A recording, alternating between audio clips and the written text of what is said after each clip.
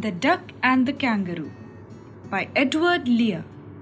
The Duck and the Kangaroo is what is called a nonsense poem. Not that it is nonsense, but because it does not have a unifying theme, thought, or principle tying it up. There is essentially no message that the poet is trying to convey or a lesson that he is trying to teach. Nonsense literature is often devoid of rational, abstract, or philosophical interpretation. It is straightforward, humorous, and entertaining.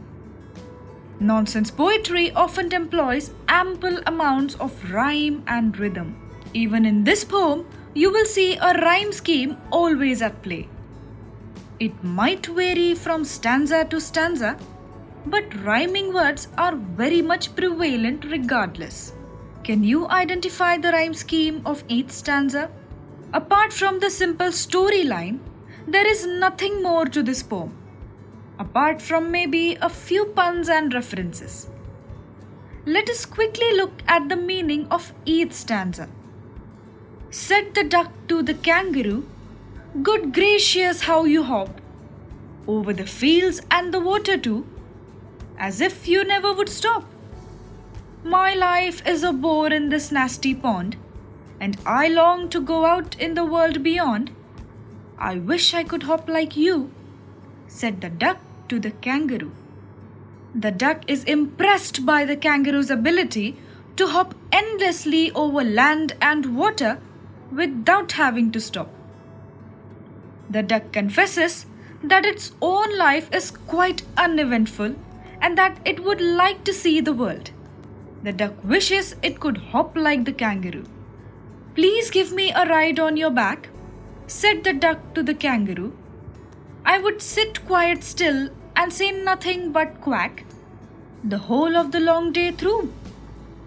And we'd go to the Dee and the Jelly Bowlee, over the land and over the sea.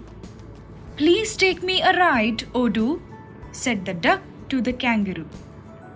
The duck now requests the kangaroo to give it a ride on its back. It promises to sit still and just say quack all day. They could go to places on land and water and have the time of their lives. Said the kangaroo to the duck, "This requires some little reflection. Perhaps on the whole it might bring me luck. And there seems to be but one objection, which is, if you let me speak so bold, your feet are unpleasantly wet and cold, and would probably give me the rheumatism," said the kangaroo. The kangaroo considers the duck's request carefully, thinking about how it might bring it good luck. But it does have a singular concern. The kangaroo believes that the duck's cold, wet feet might give the kangaroo rheumatism. Wordplay, rheumatism. Rheumatism includes common disorders affecting muscles, joints, and bones. Said the duck, "As I sat on the rocks, I have thought over that completely, and I bought 4 pairs of worsted socks, which fit my web feet neatly. And to keep out the cold I've bought a cloak, and every day a cigar I'll smoke, all to follow my own dear true love of a kangaroo." The duck says that it has already taken care of this concern, and has in fact already purchased 4 pairs of socks for his feet.